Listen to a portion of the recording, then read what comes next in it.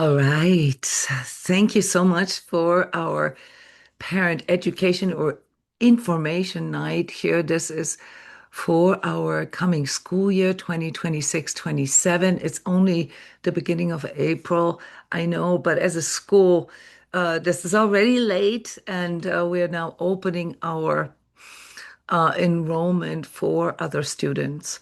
I wanted to, first and foremost, thank you guys, not just for coming and for watching this. So if you are a current parent or maybe a future parent watching this, thank you for your time that you are investing in your children's education by, listening to the school that you are entrusting, to work with your children for 6, sometimes 8 hours a day. So we are very aware of not just the responsibility, but also the trust that you put in us here, and we want to thank you for this.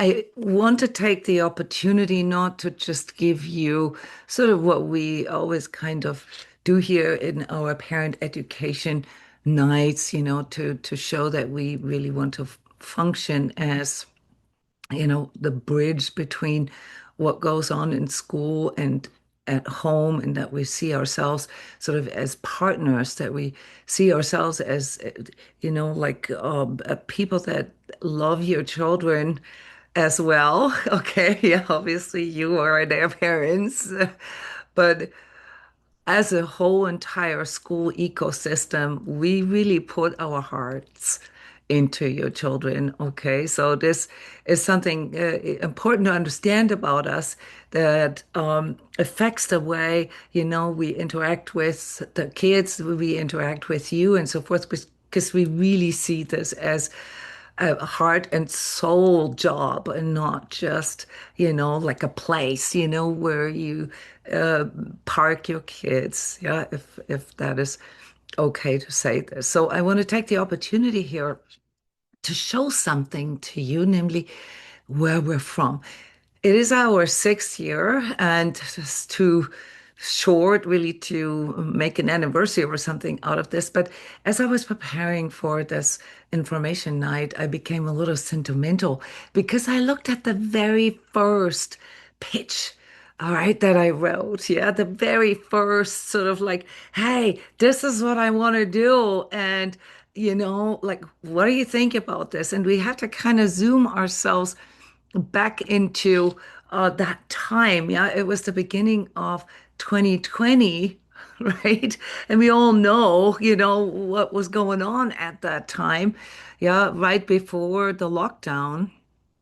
And, it was such a strong impulse, not because this is a good business or something like that. Who starts a school during a lockdown? Okay, this is not really, the moment to start a school, but really understanding it from a parent perspective. At the time, my youngest son was in kindergarten, understanding it from a parent perspective of what it actually is, that is important for our kids.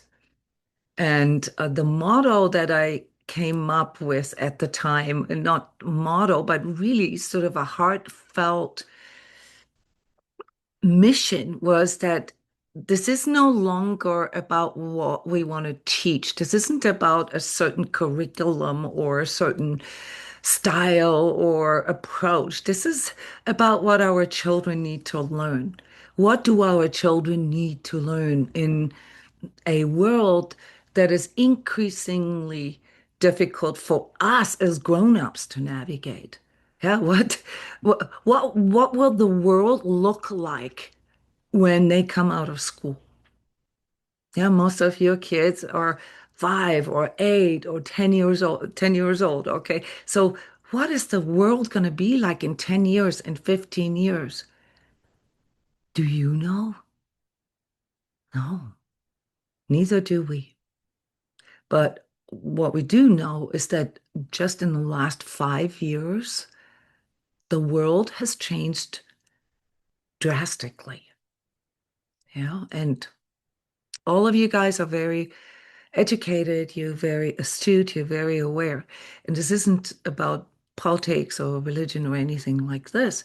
It's just if we look at the pace of things and interpolate what the world might be like when our children graduate from high school, right? What's it going to be? Do we still have colleges? We don't know.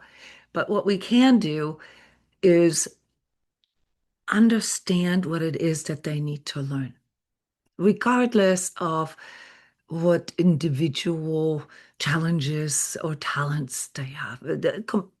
Regardless of that, what does, a strong human with good values, with a good sense of self, confidence, yeah, and resilience as well, need to learn at this age?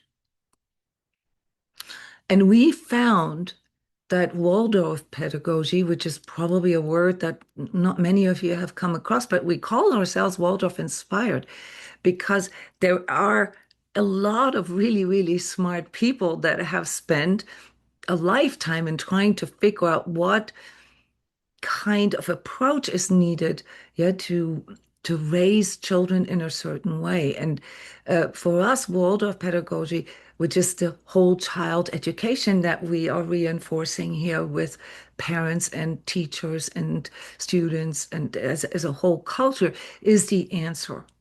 Yeah, and that means quite a few things. But let me try to see if I can share the initial quote unquote pitch. Okay, so I have to stop what I'm sharing right now and just sort of look at my other screens here. Okay, so this is what this looked like.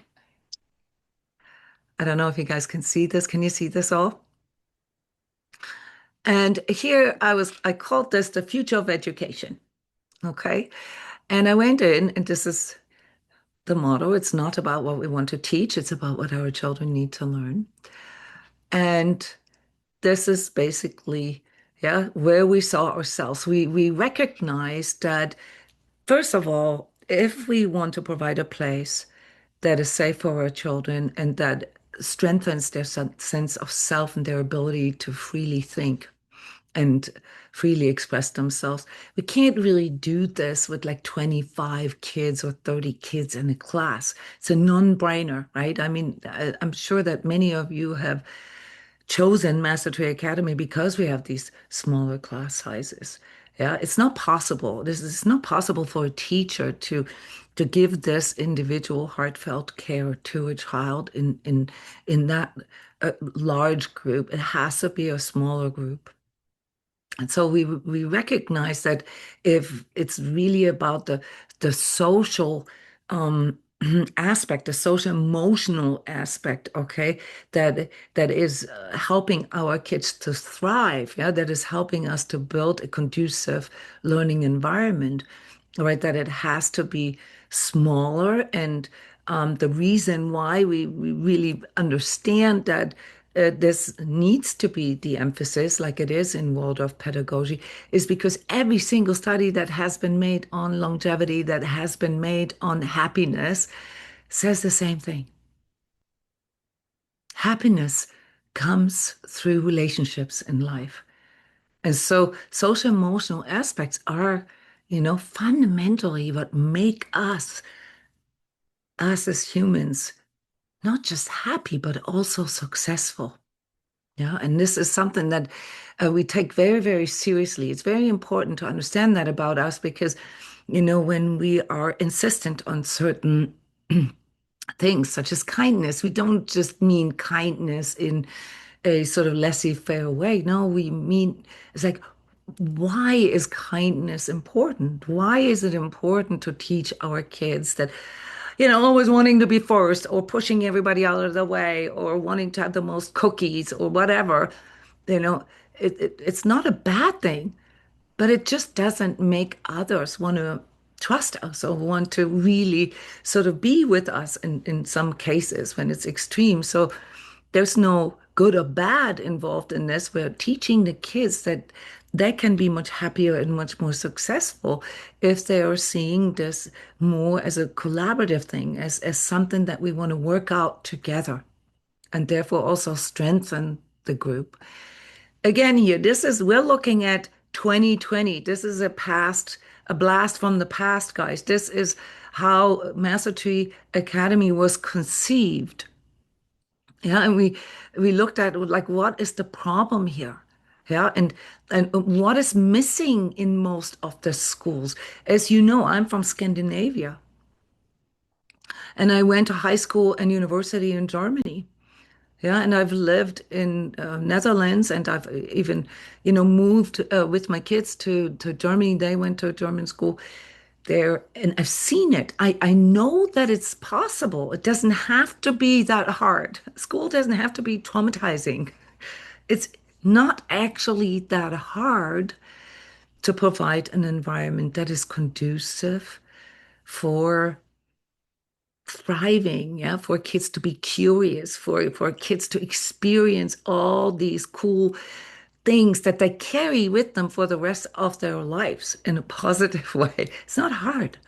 Yeah, so we all kind of know that this is, something that needs to be revamped here in our society. Yeah, it's maybe neglect or something. It's not, we're not pointing fingers or anything. It's we know that that's lacking.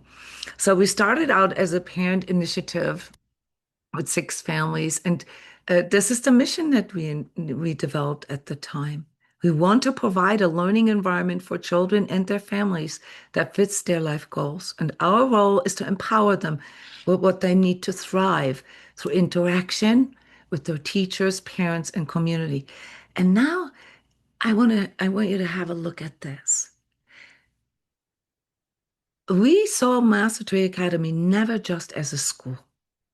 We saw it as an ecosystem, as something bigger, as something where we can also offer parents a place, to express themselves and grandparents for that matter. And, to really bring back sort of this feeling of, we're doing this together. And this is a network of trust. This is something that we like maybe kind of how it was in the old days, yeah, that we think is the most conducive for our children, namely when they see that parents and teachers and grandparents and even family friends and so forth, that they are all part of that sort of system or that environment that they grow up in. It makes them feel very supported.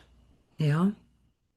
So we went in and did what most businesses would do, did a market analysis and looked at what is the demand here, what's the desire. And, we recognized that most people actually just simply want a place for their kids that is physically safe, that is emotionally safe, intellectually safe, and that it, doesn't teach some things that are against their family values, and spiritually free and safe. Yeah, this is what we realize. Okay, this we can go with this. This is easy. More social, those are statistics. More social interaction, more applicable skills, more physical exercise, more nature interaction, more creative arts, more motivation, more wellness. These were the things that we went off and we looked at different stages of development and different sort of requirements for different age groups. So this is what, we teach typically when we do these interactive parent education nights, where we also want to involve you. But I really wanted to share this with you, how we developed the curriculum from the beginning. It was from the beginning all about, creating this environment, this learning environment, this learning ecosystem. And I got a little sentimental here. Okay, all these things, we've realized all these things. Yeah, we've really actually had a good sort of vision here. What we have always envisioned from the beginning is something like a family club, something like, like Saturday. hangouts or meditation groups, or craft, how to do certain crafts with the parents, or Rollins College has asked us if we can continue their German school program, Pokemon classes, whatnot. We've always sort of seen Master Tree not just as a school, but also as an environment for the entire family. So, it goes on here, and it further analyzes and cost analysis and all these things that you would normally see when you see a business presentation. But I want to show you something here. And, this is actually the cool part for me. Those were our milestones back then. This is how we calculated. Okay. And what we wanted to, do, and how many classrooms we wanted to have, and all this. And, we are now heading into our school year 26, 27, and we've exceeded most of these goals, most of these milestones. So when we are now headed into this new school year, this sixth year, and we had to ask ourselves, okay, what do we want now? Do we want to like blow it up and become bigger, or do we want to keep it small? We currently have, as of what is today, the 7th of April, 95 children on the wait list, guys. And we haven't even started enrollment. Okay. So, what are we going to do with this now? We're apparently on to something. We're on to something. This is the fastest growing market segment in education right now that we're serving. Okay. And so we had to do a lot of like observing, soul searching, and calculating and all this. And we came to the realization that we don't want to be like the next like Highland or Bishop Moore or anything like that. We really want this mission that I just sort of reiterated here for you to be at the core of who we are, which means we keep our classes small. We keep our community tightly knit, okay? And we want more, for to provide for the family, and also more involvement from you parents if you want this. We really mean this, what we wrote down. And so for me here today, it's really easy to show you the new parent handbook and to go through some of the policies. I'm gonna ask you to sign two new disclaimers, okay? And you're gonna be surprised probably what it actually is that we want your special attention for.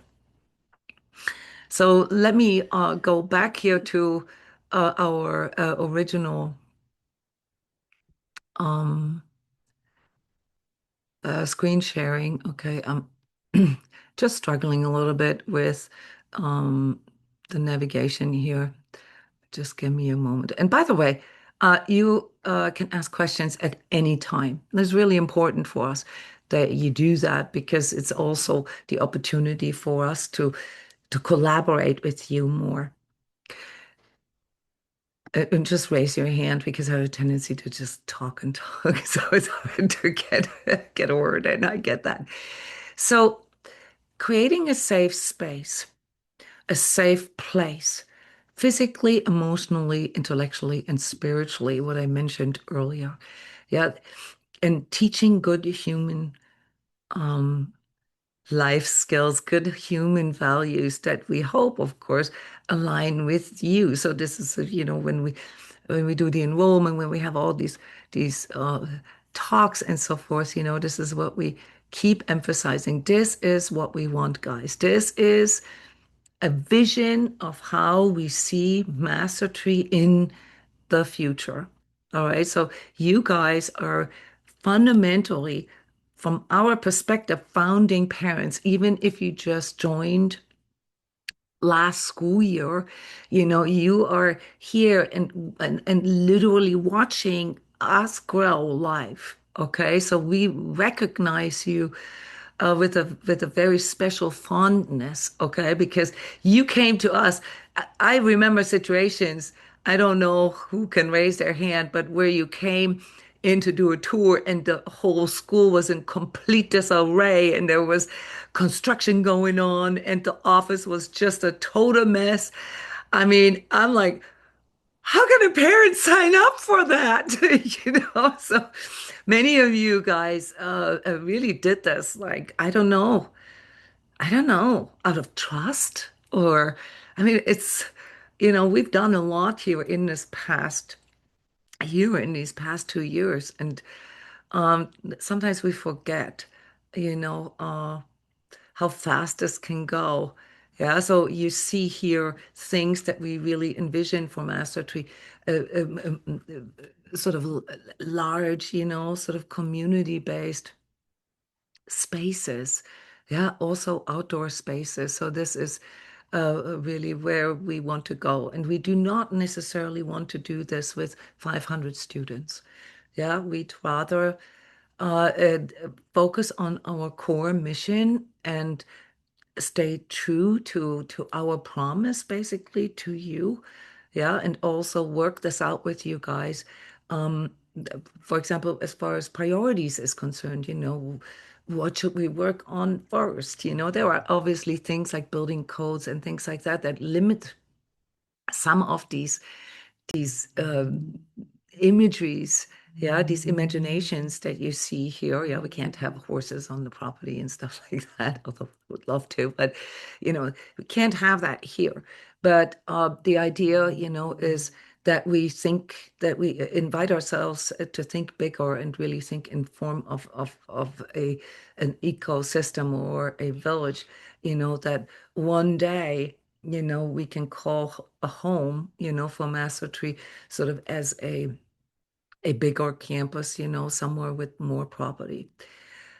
Yeah, so what are the things that your kids have had all school year now that we're ending or nearing the end?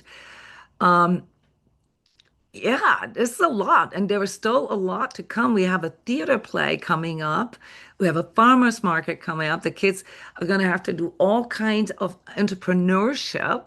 Okay, they're going to have to make calculations if the bug repellent candles that we're selling, if it's even worth it to do this, or the bug spray, or the cookies, or whatever the art and so forth that we want to sell at the farmers market. And by the way, you guys are all invited are if you have a garden or a farm, or if you have some craft shop or something that you're doing, a talent that you have, and you produce products that can be sold in something like a farmers market, you more than welcome, yeah, to contact us and to coordinate with this with us for our farmers market open house on April 22nd. So that is coming up pretty soon. Yeah, so we're giving you the opportunity, yeah, to feature something there yourself. And yeah, our kids are going to learn how to sell things, okay? How to make price lists, and how to actually engage in this presentation of what they were doing. You guys have seen a few things in the theater plays and the poetry cafes. But these kids aren't done yet. They're just getting started. Okay, if you have a kindergarten or a first grade or a second grade, wait what your kids are going to do in seventh grade. Okay, if you actually subscribe to our YouTube channel, you'll see some of the things that our seventh graders produced in um, conjunction with their critical media literacy. Yeah, their latest production is a fake news production. They're very, very proud of this. Ask your children, okay? It has to do with ice cream. That's all I'm saying, right? Raphael, you know what I'm talking about, right?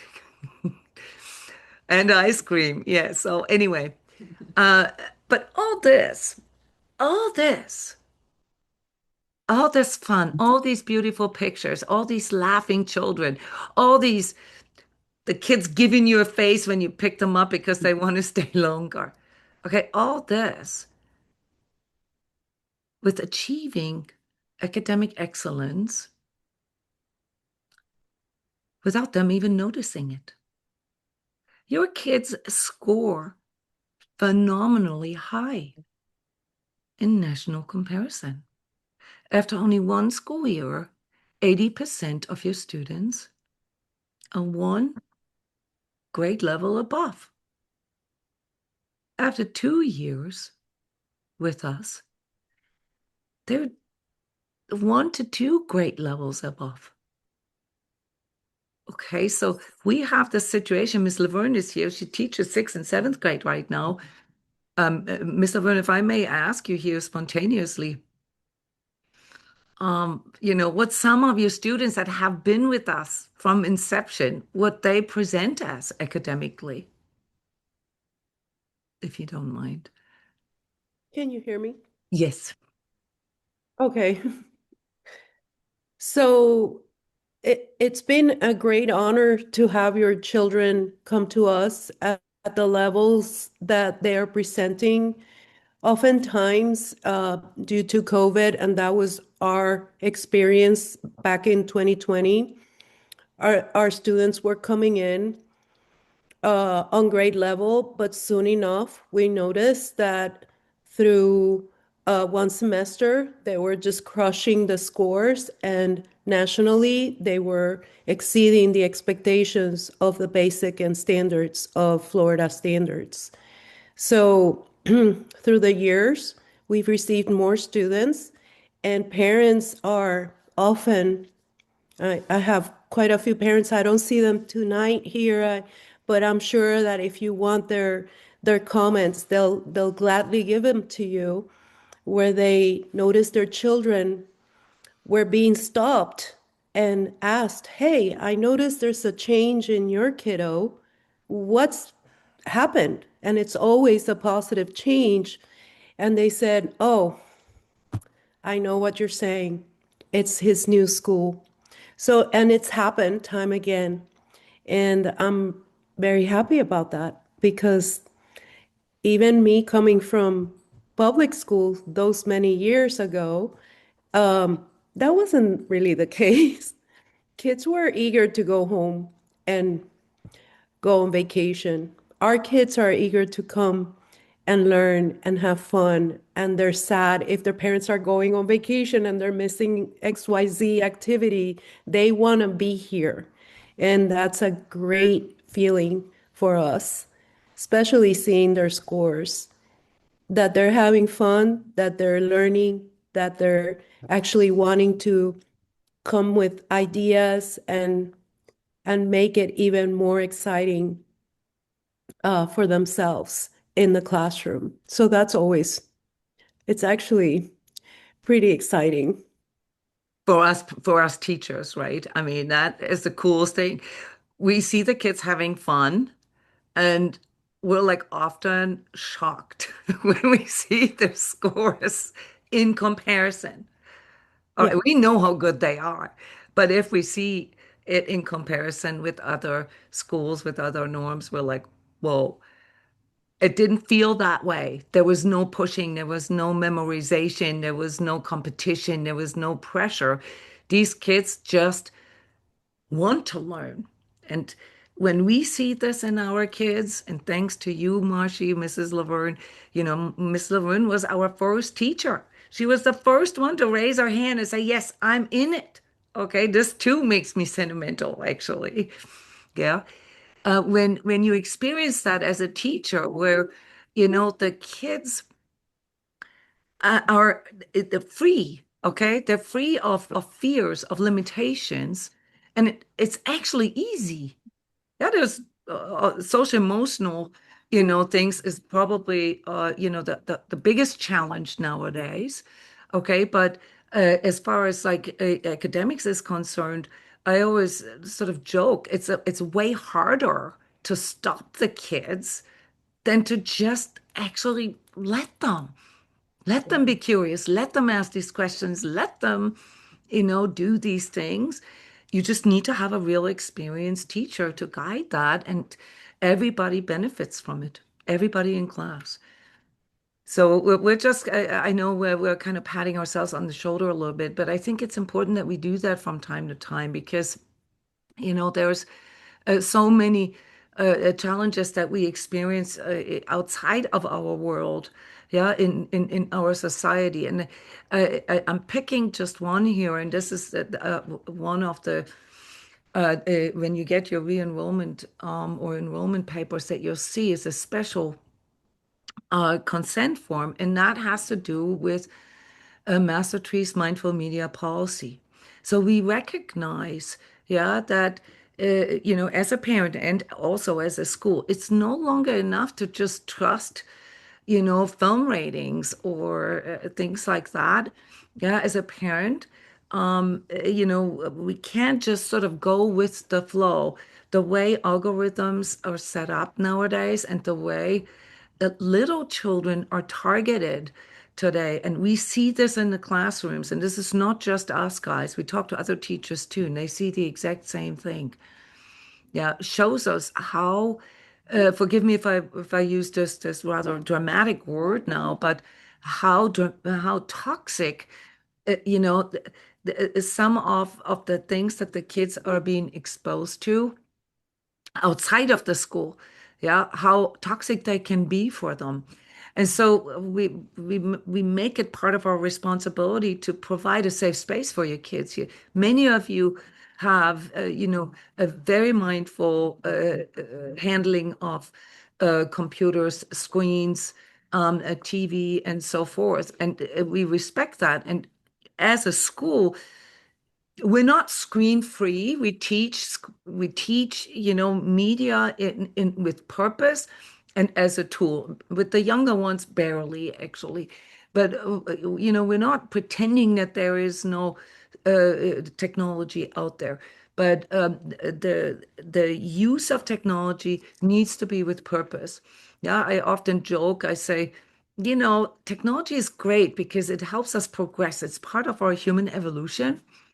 And, I don't know what I would do. Well, I'm kind of experiencing this right now, but I don't know what I would do without a laundry machine, or without a dishwasher. I love those, and not to mention, modern medicine and things like that. But I'm not going to let that dominate my life or my life's decisions. Yeah, I'm not going to let my laundry machine decide who I'm having a relationship with.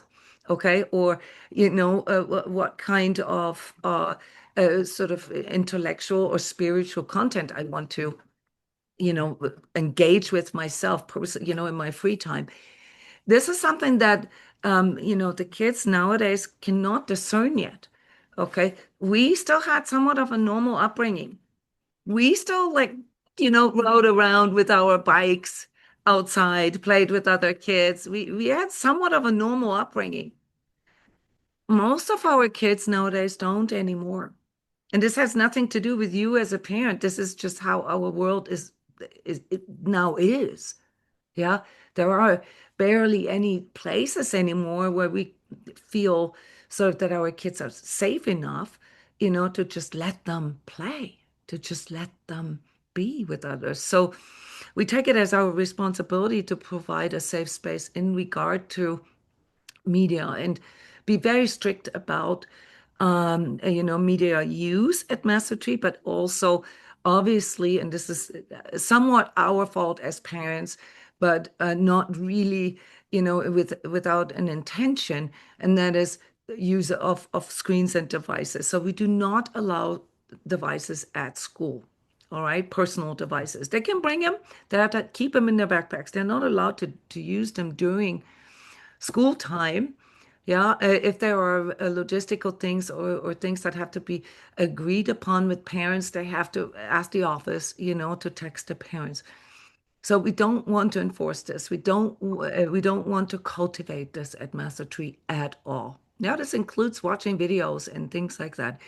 There's nothing political or anything behind that. It's just this is the place where the kids need to learn to play with toys or play with creative things or play with sticks or climb a tree or dig a hole. All right. Outside, what happens outside of school is not of our concern because that's your job as parents. to decide that. But I want you to know that we take this seriously. And with that comes something that we find as an increasingly hard to deal problem, and that is social media talk, social media impact on our children. And mostly we mostly see this with memes. Okay, so memes have and if you're interested in this, we can do a parent education night about memes and what it does to, our neurological development, what it does to our psychology, what it does, yeah, to our belief system and so forth. But it's fundamentally there to create the illusion that there is sort of some special group or some special uh, um, linguistic understanding, yeah, that it's sort of an in feeling that is being produced through social media memes, and we have decided that we keep this completely out of mastery. So your kids might tell you that, yeah, no, they can't sing certain songs or, do certain hand motions or chant certain things because the impact on the kids and especially the younger ones. Yeah, so if your kids were the youngest kids this year, well, next year they're not gonna be the youngest anymore, is also something that we need to protect. The second consent form that I'm going to ask you to sign this year is about food, healthy foods. So you all got that speech from me, when we first talked, and it's really important for us to promote healthy food and healthy body at school. This is what we cultivate. We teach the kids to try new things. By farming, we're teaching them to pour their love into like a carrot, or a strawberry and see how long it takes for it to grow. And you should see them when they actually get to pick it and eat it. It's like, my strawberry. It's like a whole different. Hi, Addie, I see you. Well, the one that you tried, Addie, was pretty sour because, we didn't really have that good of a strawberry season this year. But um, that connection between food and our doing as humans, and then not to mention the cooking class right afterwards, where we make stuff with it, okay? And we make yummy stuff, okay? Yeah, and I know that many of you have issues with your kids being picky eaters. I get it. I'm a mom of five. I know. Yeah, some of them will eat the vegetables and some of them won't. But the thing is, if they grow up in a group of people where, let's say, half of them actually eats the vegetables, yeah, and the other half is sort of, okay, well, why don't you just try it? And they get encouraged to try things or spices or textures. A lot of times for kids is about textures and so forth. So this is how we It's being translate. recorded. I don't want to be on TV. Not, This is oh, how we translate, is it this not? this mission, okay? Is it, Yeah, is where Sorry. it, we recognize that it's not just about what kind of curriculum we're teaching. It's in everything. It's in the songs we sing, the stories we pick, the food that everybody brings, the way we talk with one another, the way we do transitions, everything. By the way, your kids have to clean up after themselves at school. Did you know that? Sweep the floor and wipe the tables. And they're doing it without complaining, and they're good at it. Addie, I'm seeing you. You are one of the best. She volunteers. She volunteers to clean up for everybody. That's Addie's a kindergartner. That's what we want to see.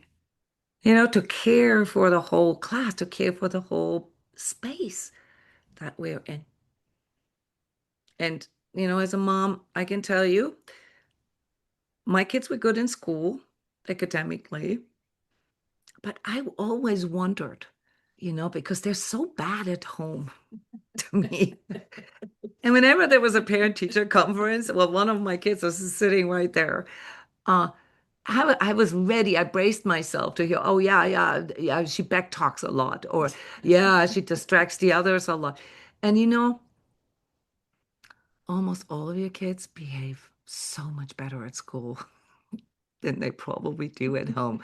I'm not sure how they behave at home, but your kids are good kids, and we want to keep it this way. Yeah, this is this is what we're trying to support you in.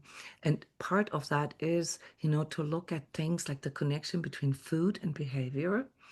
And also here in this case, I just sort of wanted to point that out. It's in our revised parent handbook. I actually go into statistics and all that and show.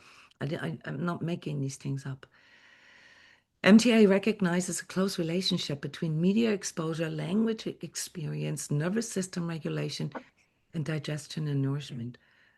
And obviously, immune system and all these kind of things, they all belong, of course, together. And there are a few things, obviously, this is stuff at home because we don't actually do that at Master Tree, but we think about these things. Media should not be paired with snack consumption. Yeah, it sets up the nervous system, yeah, for, you know, things that you might actually have to struggle with later as an adult. Yeah, namely this reward system using food in an unconscious way, like unconscious when you watch something. Food should not be used as a reward, especially not during media exposure, like watching TV. Meals and snack times should be calm. They should be free of any media. I'm not trying to tell you how to parent your kids, but what I'm trying to show you is that we are aware of these things. These are statistics.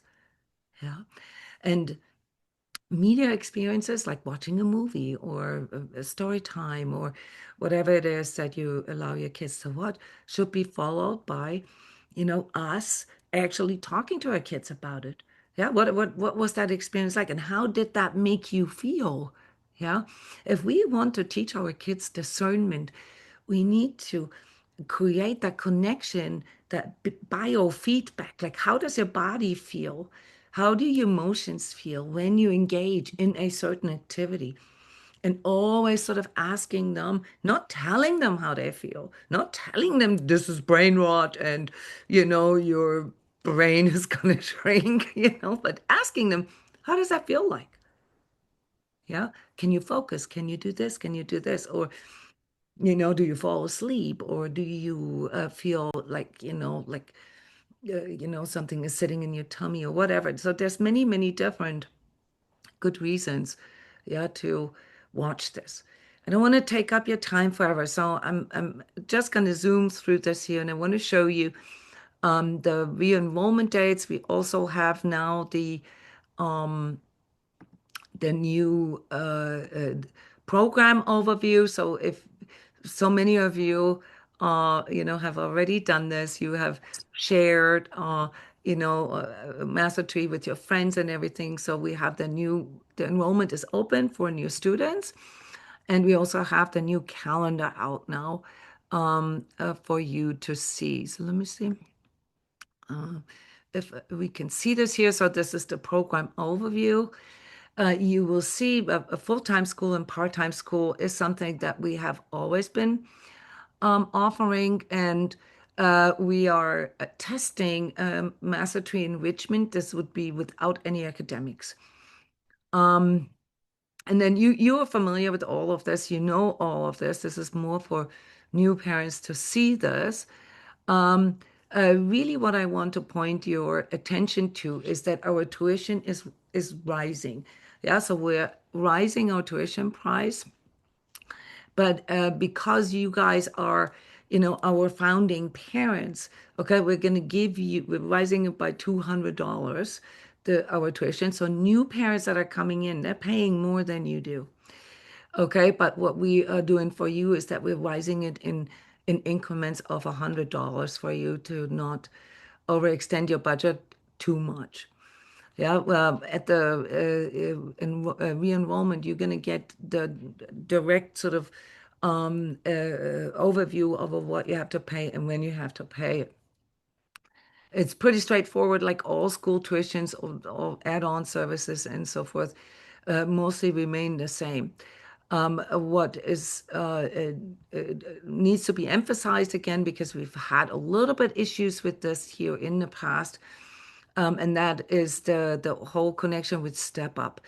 I understand, this is what I'm hearing from parents, that there are new regulations with Step Up now. So whatever I'm saying right now might not be the case anymore soon. But for me, it's always been a little bit like calling AT&T customer service when you want to get to somebody at Step Up. We are not, and let me make this very, very clear. We are not accepting direct payments from Step Up. This is up to you. You guys are in control of the funds. You guys pay out of pocket to us and get it reimbursed. Our service to you is that we write down the transaction number and when and how it was paid, because that is what you have to prove to Step Up. So we actually go through this and manually put this into each and every one's invoice, which you can then download from the Class 365, our student information system. What you see right here in front of you is the new school calendar for next year. It's very similar, nothing special. Summer break again starts right after, in this case, right after Memorial Day. We are adhering to 180 school days, but just like Orange County, we're adding 3 days to it that we can then take away if we don't have a hurricane. If we have a hurricane and we have to have hurricane days, then this will be the set schedule. Last year we didn't have a hurricane.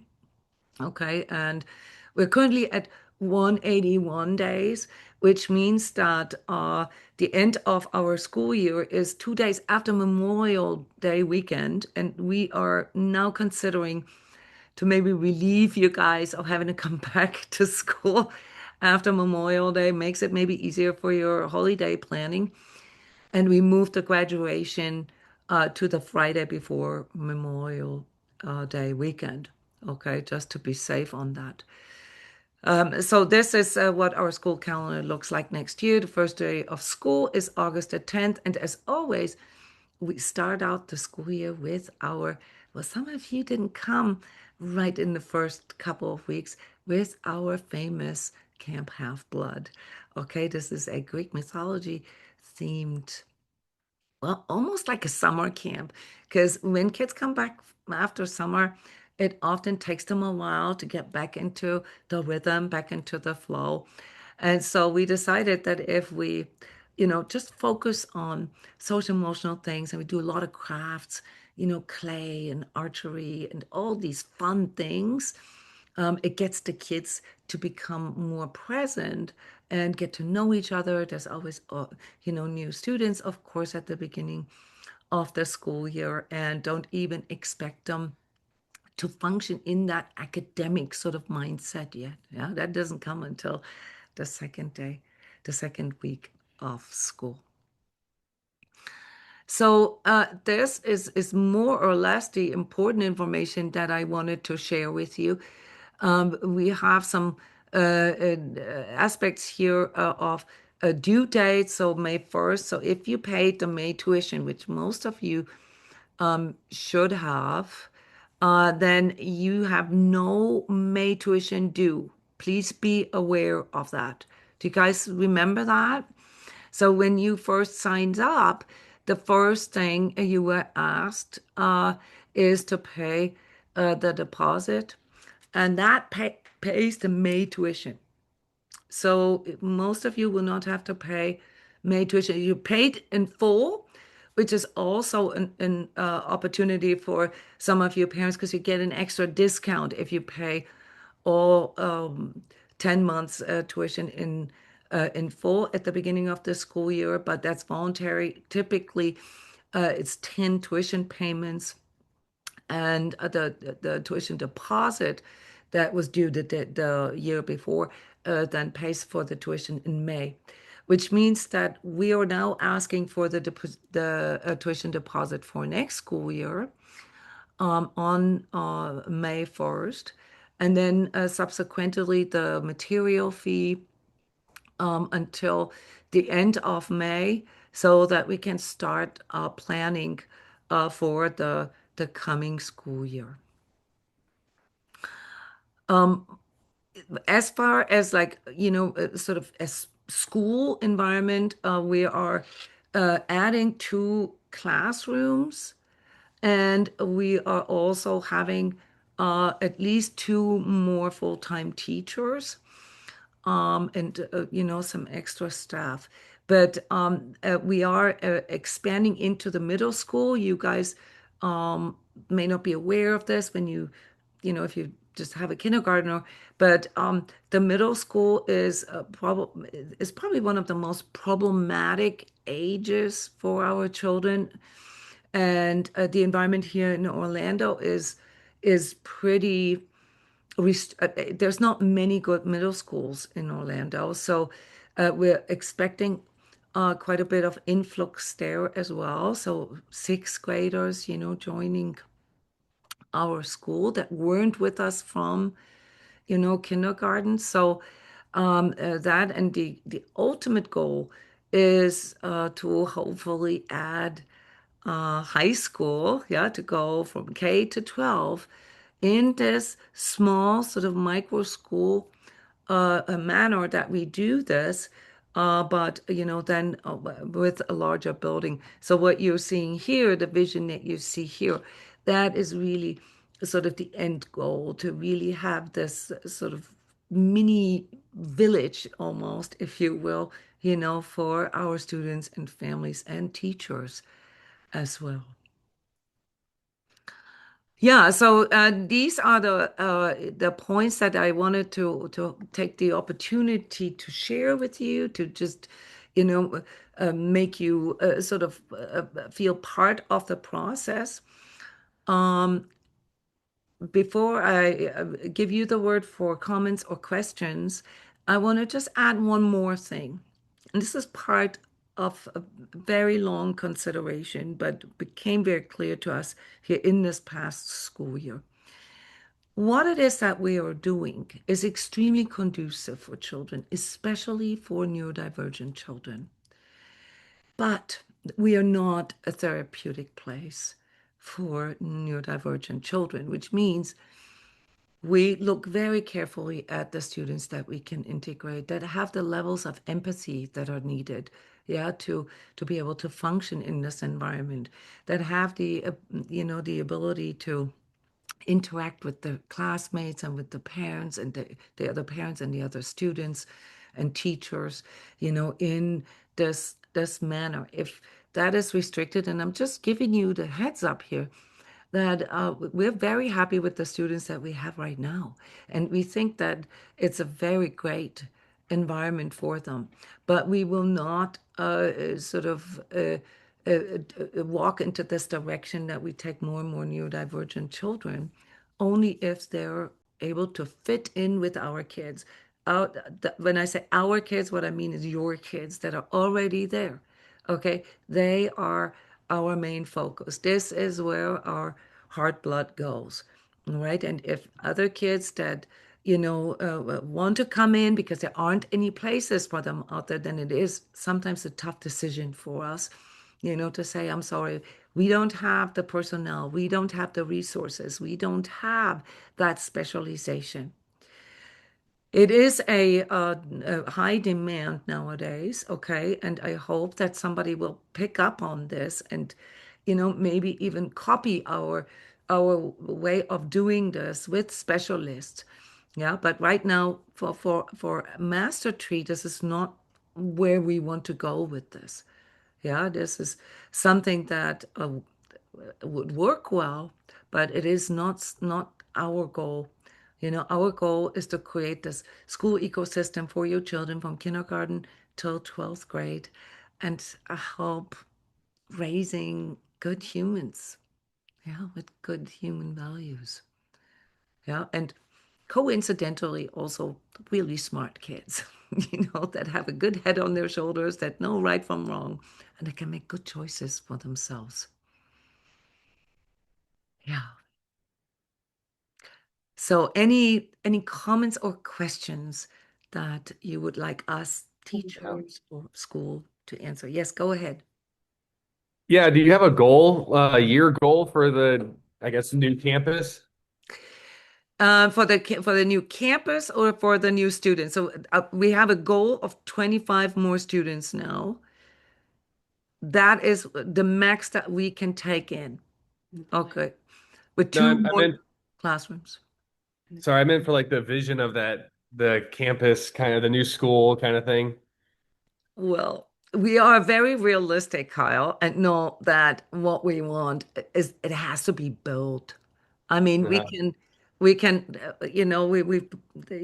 we've looked at properties and everything, and obviously, when we want to have this kind of, like exposure with like maybe bunnies and chicken and perhaps even horses, we need to go outside more, and we understand that that doesn't work for everybody, but.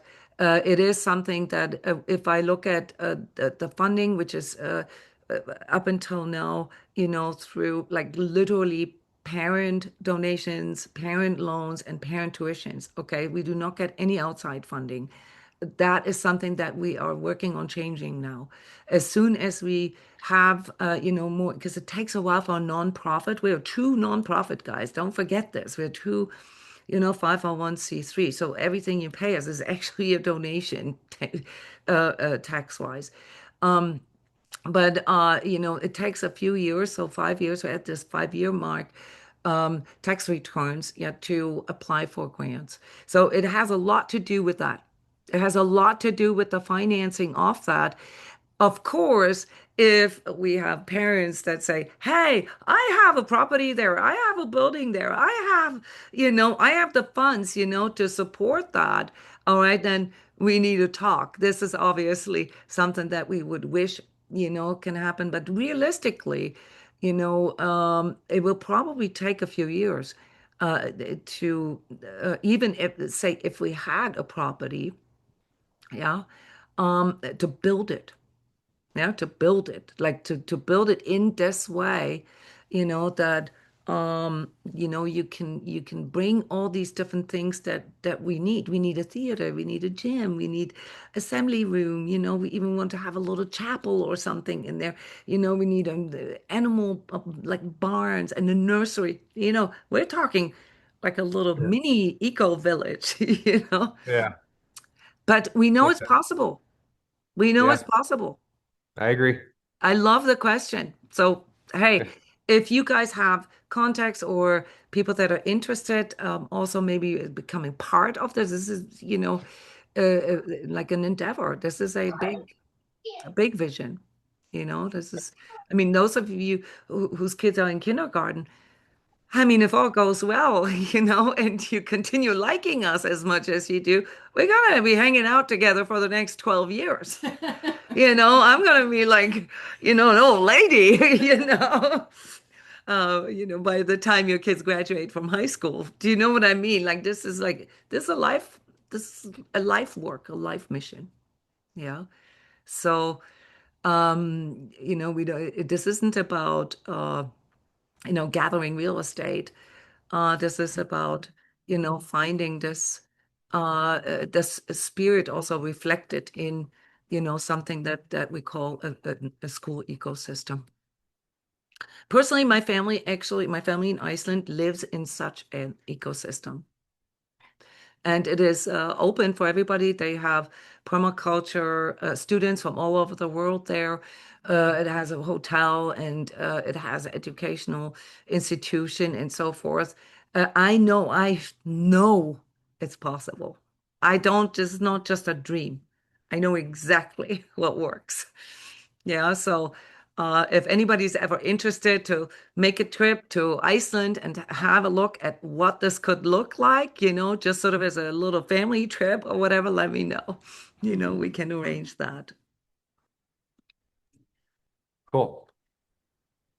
Other questions?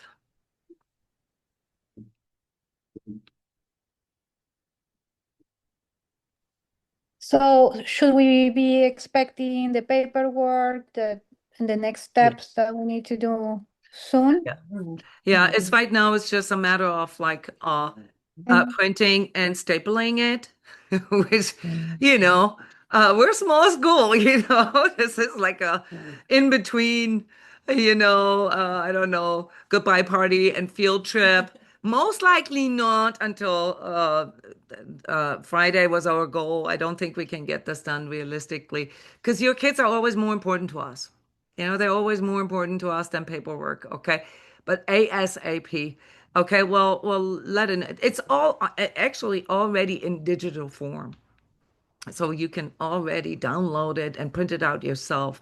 But what we done here last year is that we put our all the paperwork also in digital form, and that takes a little while because we have to kind of do this by hand. Okay, not by hand, but we have to like push the boxes into the area where you have to put the initials there and all that, all in between, grading your kids' spelling tests or preparing for the theater play. So, no, yes, we're very diligent about this. You can expect, it's not that different. The two differences is that what I pointed out, the mindful media. I need your consent for this. I need you to be on board with us. It's also important for the kids and the food. Most of you are already phenomenal, but it is obviously also something that I need to introduce to new parents. Okay. So I'm saying everybody has to do this. Okay. Yes, we're mindful media. No, we don't allow TikTok talk. No, we don't allow memes. We don't make any student feel bad about this, but we just don't want to cultivate it. Okay. And the same with foods. We only want whole foods and healthy foods. Yes, organic foods are fine. And yes, we as parents, we can't always cook everything fresh. All that is normal, but we can't have Cheetos or Chick-fil-A for morning snack, you know? Yeah.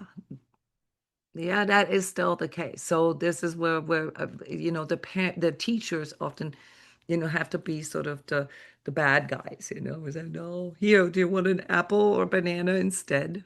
So anyway, it's no longer a problem and if the kids have been there for many years because they get so used to it and enjoy this, and obviously they can heat up their food there. It's not really a problem. It's really just, I think, for me as a parent myself, it's a form of discipline. Yes, because our kids are picky eaters or because they prefer certain things, fine. But at school, it's kind of like school uniform, and we're not even strict about that either. But it's like dressing for the occasion, eat for the occasion, in school. We eat healthy foods, and it's okay if there was a granola bar packaged and all this. It's not what I'm talking about. I'm talking about seriously over processed and already known, okay, toxic things for the kids, such as food dyes and, anything that's hyper processed and over sugared and so forth. So we're not militant. We just want parents to acknowledge it. Like we are working hard on providing a safe space for your kids in that regard. Okay. Yeah. So paperwork coming any minute, days. All right, guys. Well, then, thank you so much for coming here, for watching this video, for asking questions, for smiling, for bringing your kids. Okay, this is little things, but it means a lot to us teachers, to see your kids' faces there. Yeah, because we see them all day, and it's so cool to see them with you guys. Okay, so I'm incredibly proud of what you have allowed us, to envision. Yeah, the fact that we feel confident enough to come out with something like a vision board. Okay, this is thanks to you. Okay, you encourage us in that mission. Yeah, you give us that. All right, we can do this. Courage to do this. So thank you for that, and have a wonderful rest of the evening. Thank you, Miss Yona. See you thank tomorrow. you. Thank you guys. All right. And Thank thank you, Miss you. Laverne, and thank you, Miss Stoltz, for being here as well. Thank you. Bye bye.